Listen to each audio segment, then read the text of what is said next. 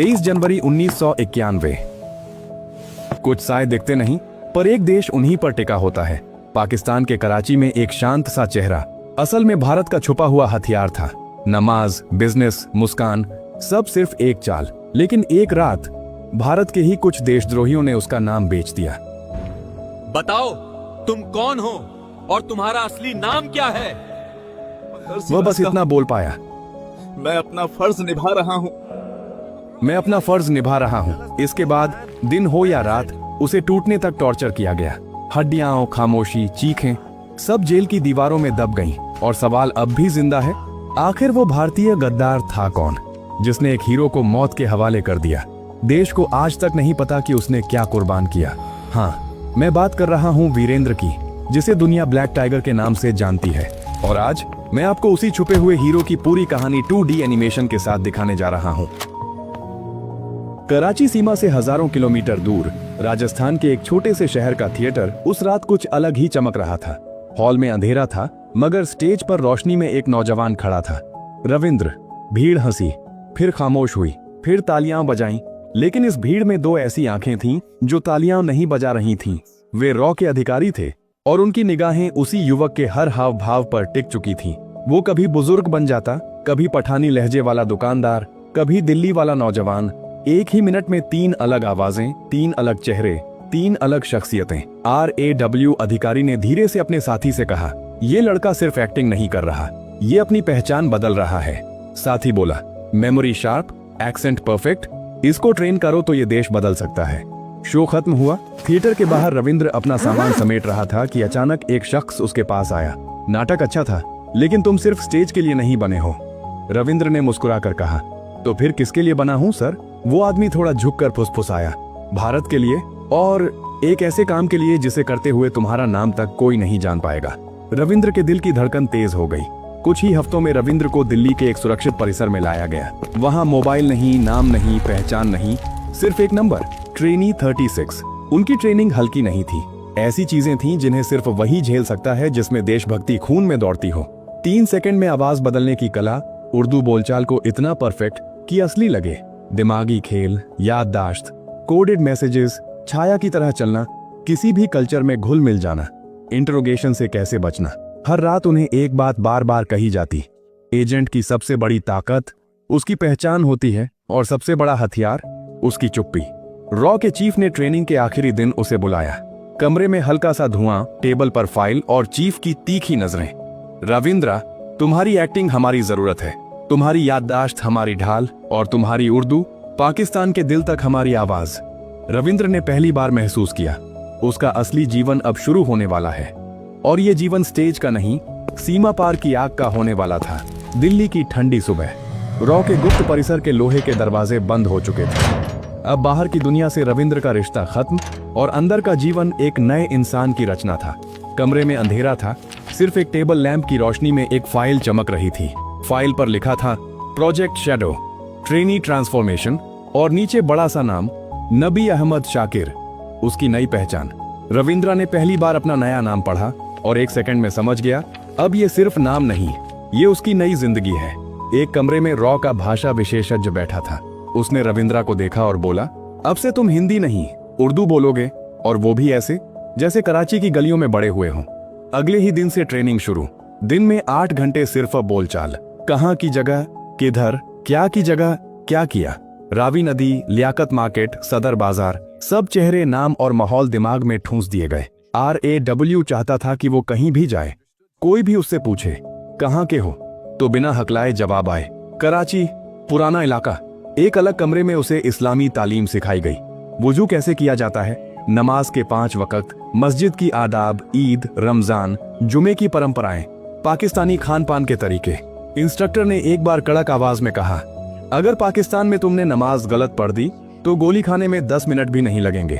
रविंद्रा ने हर स्टेप दिमाग में ऐसे बिठाया जैसे सीने में रहा हो। इस ट्रेनिंग में उसे सिखाया गया किसी भी कमरे में घुसकर 30 सेकंड में क्या क्या याद रखना है, कौन झूठ बोल रहा है कैसे पहचानना, कौन शैडो टेल कर रहा है, कैसे सड़क पर भीड़ में गायब होना, कैसे एक फोटो, एक कागज, एक आवाज बड़े से बड़े राज खोल सकती है। हर मिशन इंस्ट्रक्टर उसे एक ही बात बार बार बोलता, एजेंट वही है जो 100 लोगों के बीच खड़ा होकर भी दिखे नहीं। एक दिन उसे एक कमरे में ले जाया गया। अंदर सिर्फ एक दर्पण था। शिक्षक ने कहा, ये रविंद्र आखिरी बार देख रहा है खुद को। अब इससे आगे तुम सिर्फ नबी हो। उसकी नई आइडेंटिटी में नया जन्म स्थान, नया स्कूल, नया परिवार, नया धर्म और यहाँ तक कि एक नया बचपन तक बनाया गया। फाइल में हर झूठ इतने असली ढंग से लिखा गया था कि रविंद्र खुद भी कुछ देर के लिए भूल जाता कि वो असल में कौन है। अंडरग्राउंड कमरे में कोडिंग ट्रेनिंग, आवाज बदली हुई code words, half sentence messages, silent transmission, EVP waves. Instructor ने कहा, पाकिस्तान में 1 सेकंड गलत फ्रीक्वेंसी पकड़ ली तो ISI तुमसे 5 मिनट में सवाल पूछ रही होगी।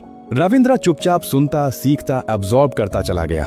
इंडिया से बाहर जाने से पहले उसे पाकिस्तान का पूरा सिस्टम सिखाया गया। सेना के रैंक, राजनीतिक परिवार, प्रमुख शहर, गोपनीय रास्ते, बिजनेस मार्केट, सामाजिक व्यवहार, चाय खानों की बोली तक। रॉ ने उसे पूरे देश का ह्यूमन मैप बना दिया। अगर कोई उसे आधी रात को उठाकर पूछता, लाहौर से रावलपिंडी कितनी दूरी, तो रविंद्र ऑटोमेटिक बोल देता, 375 किलोमीटर। ट्रेनिंग के अंतिम दिन रॉ चीफ ने उसे आखिरी बात कही, आज से रविंद्र मर चुका है। दुनिया सिर्फ नबी अहमद शाकिर को देखेगी। वापस आ पाए ये किस्मत, नहीं आए तो इतिहास। रविंद्र ने पहली बार अपने नए नाम को जोर से बोला, मैं नबी अहमद शाकिर। और उस पल भारत का सबसे खतरनाक अंडरकवर मिशन धीरे धीरे उसके पैरों की तरफ बढ़ने लगा। कराची की गलियों में अब नबी अहमद शाकिर केवल दुकानदार नहीं रहा। उसकी उर्दू इतनी नेचुरल थी कि लोग पूछते भी नहीं थे, कहां से आए हो, और रविंद्र केवल मुस्कुराकर जवाब देता, कराची का ही रहने वाला हूं। दुकान के माध्यम से उसने न केवल पैसे कमाए बल्कि शहर के व्यापारियों के बीच विश्वास बनाया, स्थानीय समाज में अपनी पैठ बनाई, छोटे सरकारी अफसरों और क्लर्क से मुलाकातों में जाना पहचाना नाम बन गया। हर हैंडशेक, हर चाय का कप, हर कॉन्वर्सेशन रॉ को भेजी गई एन्क्रिप्टेड रिपोर्टों के लिए परफेक्ट कवर बनता गया। कराची में कई साल बिताने के बाद RAW ने मिशन अपग्रेड किया। रविंद्र ने पाकिस्तान आर्मी में भर्ती लिया। सेना के बीच उसका नकली परिचय नेचुरल लग रहा था। डिसिप्लिन और ट्रेनिंग में तेजी दिखाई, धीरे धीरे रैंक्स में प्रमोशन मिलने लगी, अंततः मेजर तक पहुंच गया। इस मेजर की मास्क के पीछे इंडिया का सबसे खतरनाक अंडरकवर एजेंट छुपा था। रविंद्र की मेहनत और कवर स्किल्स के चलते रॉ को भेजी गई रिपोर्ट्स में सैन्य तैनाती की डिटेल्स, युद्ध योजनाएं और एक्सरसाइजेस, संवेदनशील दस्तावेज, भारत की सीमा पर सैनिकों की एक्टिविटीज, ये सब इंडिया को रियल टाइम इंटेलिजेंस देती रही। कहा जाता है कि कई बार भारत ने युद्ध स्तर की रणनीतियों में बढ़त इसी इंटेलिजेंस की वजह से पाई। पाकिस्तानी अफसरों की नजरें कभी नहीं थमी। हर छोटा मिस्टेक, हर सस्पिशियस ग्लांस रविंद्र के लिए मौत का कारण बन सकता था, लेकिन रविंद्र शांत रहता। हर कदम केयरफुली, हर वर्ड स्ट्रेटेजिकली, हर कॉन्वर्सेशन डिकोड करता। ये सिर्फ एक मिशन नहीं था, ये एक युद्ध था जहां उसका दिल, दिमाग और पहचान ही हथियार थे। कराची की संकरी गलियों से लेकर रावलपिंडी के बड़े से सेना कैंप तक नबी अहमद शाकिर अब केवल एक नाम नहीं, वो एक पूरी दुनिया का मास्क बन चुका था। हर कदम पर खतरा, हर नजर में शक, फिर भी उसके व्यवहार में कोई बदलाव नहीं। लोग उसे बस एक शांत, सामान्य पाकिस्तानी व्यापारी मानते थे। रविंद्र ने पाकिस्तानी जीवन की हर डिटेल सीख ली थी। सुबह की रोटी और दाल, दोपहर में बिरयानी या चावल प्लस चिकन, शाम को कबाब या हल्का स्नैक, त्योहारों पर चाय और मिठाई। हर भोजन सिर्फ भूख मिटाने का तरीका नहीं था, यह उसकी मास्क की जड़ें मजबूत करने का हिस्सा था।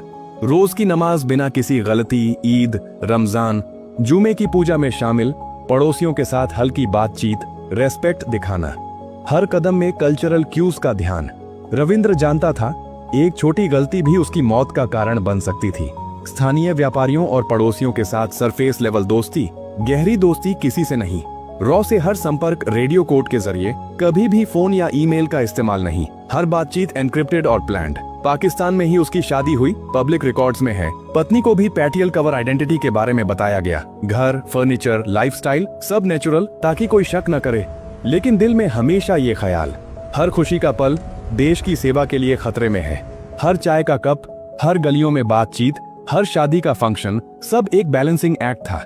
एक तरफ सामान्य जीवन, दूसरी तरफ भारत के लिए खुफिया युद्ध। हर सुबह उठते ही रविंद्र खुद से कहता, मैं नबी हूँ, मैं भारत का हथियार हूँ। हर सांस मेरी मास्क के पीछे सुरक्षा और धोखा लिए है। नबी अहमद शाकिर हर रोज मासूम सा मुस्कुराता, लेकिन उसके अंदर एक लगातार सुलगती आग थी। एक आग जिसे वो खुद महसूस भी नहीं कर रहा था, क्योंकि उसका सबसे बड़ा दुश्मन कोई व्यक्ति नहीं था, बल्कि उसकी खुद की पहचान थी। RAW के नेटवर्क में एक और अंडरकवर एजेंट था। नाम था इनायत मसीह। वो भी कवर मिशन पर पाकिस्तान में काम कर रहा था, लेकिन एक दिन इनायत को पकड़ लिया गया। पूछताछ के दौरान आईएसआई ने सूचना का दबाव बनाकर कुछ चीजें एग्जैक्ट कर ली और वहीं नबी अहमद शाकिर की असली पहचान रविंद्रा कौशिक खुल गई। रविंद्रा को पता चला कोई और नहीं, ये लीक मेरे पूरे मिशन की नींव हिला सकता है। उसकी खुफिया जानकारी अब दुश्मन के हाथ में थी। हर दोस्त, हर संपर्क, हर कदम अब खतरे में था। उसे खुद पर भरोसा करना था, पर असली डर ये था कि अगर RAW का हैंडल वीक हुआ तो मिशन फेल हो सकता था। उसने पहली बार महसूस किया, मेरे लिए असली दुश्मन कोई व्यक्ति नहीं, ये समय, ये पहचान, ये गलती की एक झलक है। अब उसकी हर नजर, हर कॉन्वर्सेशन, हर मूव डबल चेक्ड और ट्रिपल चेक्ड थी। उसकी मास्क और भी गहरी बन गई। हर कदम पर टेंशन, हर सांस में सस्पेंस। रविंद्रा ने अपने हैंडलर को कोडेड मैसेज भेजा, control, situation critical, enemy at shadows. ISI के एजेंट किसी भी पल उसके पास आ सकते थे और इस बार उसके सामने मिशन से ज्यादा बड़ा दुश्मन था, खुद की छुपी हुई असली पहचान। साल 1983, रावलपिंडी की सुबह में धुंध का घेरा फैला हुआ था। सड़कें अभी भी सुनसान थीं और मेजर नबी अहमद शाकिर, रविंद्रा, अपनी रोज की रूटीन में बिजनेस की दुकान से निकल रहा था। लेकिन उस दिन हवा में कुछ अलग था। हर कदम पर अचानक सावधानी की हवा, क्योंकि ISI के हाथों में उसके आइडेंटिटी लीक की खबर पहुंच चुकी थी। सेना और ISI के वाहन बिना आवाज किए उसके रास्ते में खड़े हो गए। 4 हेविली आर्म्ड ऑफिसर्स उसके पास आए। एक ऑफिसर ने ठंडी आवाज में कहा, नबी अहमद शाकिर, आप गिरफ्तार हैं। रविंद्रा की दिल की धड़कन तेज हो गई, पर उसने मास्क नहीं छोड़ा। उसे तुरंत गाड़ी में डालकर सीक्रेट लोकेशन की ओर ले जाया गया। इंटेरोगेशंस का कमरा अंधेरा, टाइट, क्लॉस्ट्रोफोबिक था। हर सवाल एक टेस्ट, तुम कौन हो? तुम भारत से हो या पाकिस्तान के? RAW से कितनी जानकारी भेजी? रविंद्रा ने हर सवाल पर चुप्पी बनाए रखी। शरीर पर दर्द, पर मिशन की मास्क टूटने नहीं दी। आवर्स, डेज, सब इंटेरोगेशन, टॉर्चर और साइकोलॉजिकल प्रेशर में बीते। पाकिस्तान की मिलिट्री कोर्ट ने उसे स्पाई घोषित किया।